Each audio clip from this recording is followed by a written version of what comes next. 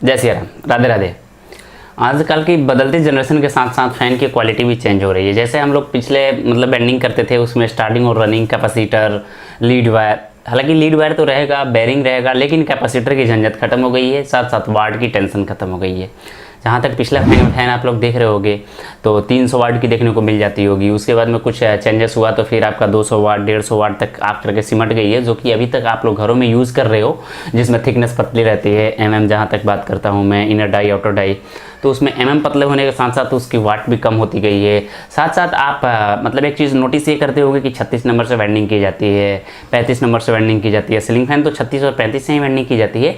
लेकिन आजकल जो फैन आ रही है भाई साहब, मैं क्या बताऊँ, हमारी तो दिल खुश हो गई इस फैन को देख करके। और जहाँ तक मैंने इसका एक रिपेयर भी किया हुआ था, लेकिन हालांकि मैं कुछ मजबूरी बस आपको वीडियो नहीं दे पाया, लेकिन मैं एक्चुअली बताऊँ तो बहुत मज़ा आया इस तरह की फ़ैन रिपेयर करने में। ताकि हम लोग जो ये फ़ैन रिपेयर करते हैं ना आजकल, ये थोड़ी सी टॉप होती है, क्योंकि खड़े रहना, बेंडिंग करना ज़्यादा टॉप रहता है और पतली वायर रहती है, ज़्यादा बार टूटने के संकट बने रहते हैं। साथ साथ अगर टूट जाती है तो एक जॉइंट पे आपका समथिंग बहुत सारे वाट लॉस होते हैं। तो इस तरह की कम्बिनेशन को समझते हुए कंपनी ने एक इस तरह की फ़ैन बनाई है, बहुत ही मज़ेदार फ़ैन है।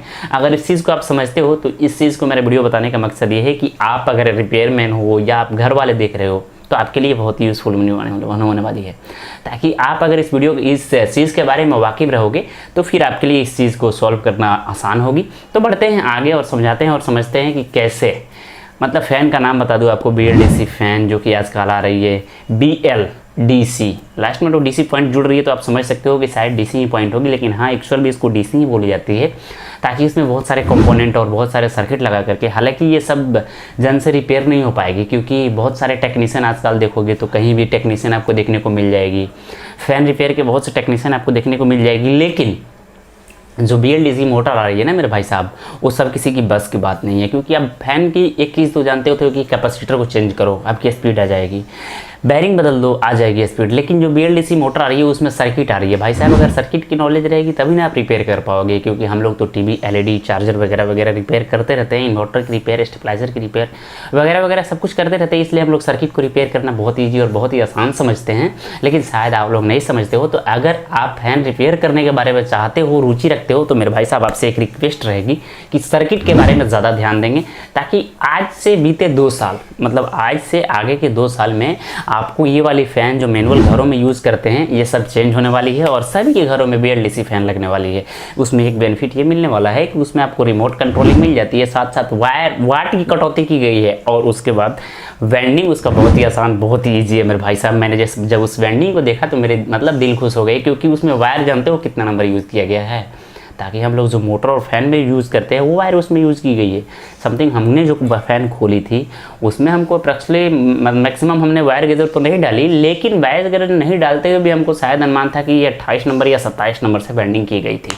तो आप समझ सकते हो कि 27 या 28 से मोटर वेंडिंग की जाती है, लेकिन उस सिचुएशन में ये फ़ैन वेंडिंग की गई है। दूसरा चीज़ ये कि उसकी जो वेंडिंग की लूप होती है ये फ़ैन से अलग होती है, ताकि इसमें एक इनर एक मतलब एक लेफ्ट एक राइट से वेंडिंग करते हो, लेकिन उसकी वेंडिंग दूसरी होती है।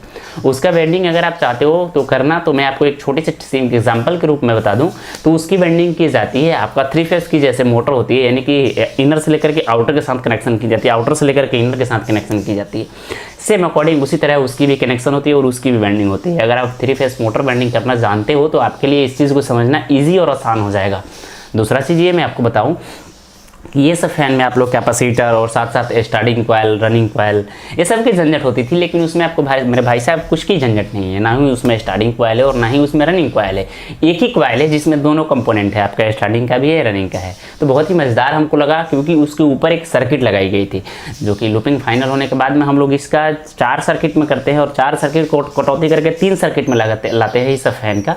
लेकिन उसका फैन का उसको भी सर्किट 3 में ही निकाली जाती है, लेकिन उसका मतलब वायर की कोडिंग हो जाती है RWV, हाँ RWV उसकी वायर की मतलब कोडिंग हो जाती है, जिसको डायरेक्टली आप हिट नहीं कर सकते हो लाइट से। अगर डायरेक्टली अगर चला भी दिए तो फिर आपकी फ़ैन फूक सकती है। उसको चलाने के लिए खास तरह की उस पर एक सर्किट बनाई गई है, जिसको PCB कंट्रोलर बोली जाती है।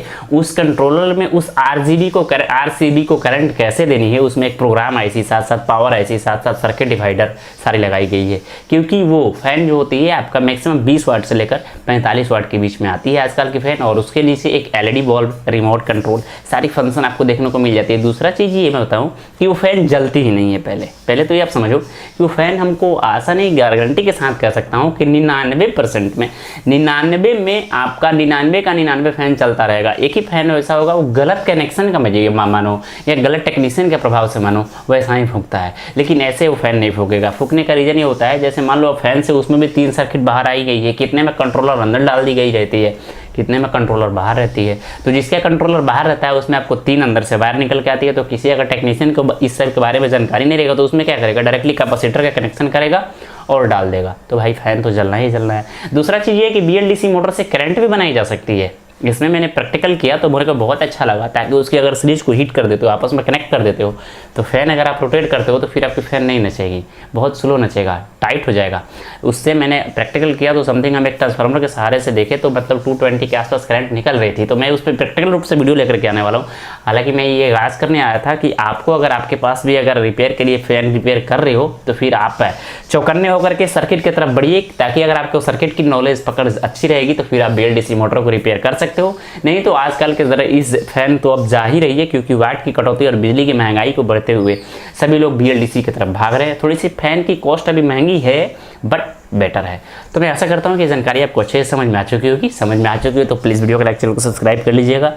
तब तक हमको दीजिए, आपसे एक रिक्वेस्ट रहेगी, सर्किट की तरफ विशेष रूप से भागे। और हाँ, अगर आप घर वाले देख रहे हो तो फिर आप समझ सकते हो कि कहाँ ये 150-200 वाट की फ़ैन आप सर्विस यूज़ में ले रहे हो और कहाँ वो 20 से 50 वाट के बीच में फ़ैन सर्विस में ले रहे हो। तो आप समझ सकते हो कि कौन सी फ़ैन लेनी चाहिए। तो मिलते हैं नए वीडियो में, तब तक आपका भाई प्रिंस।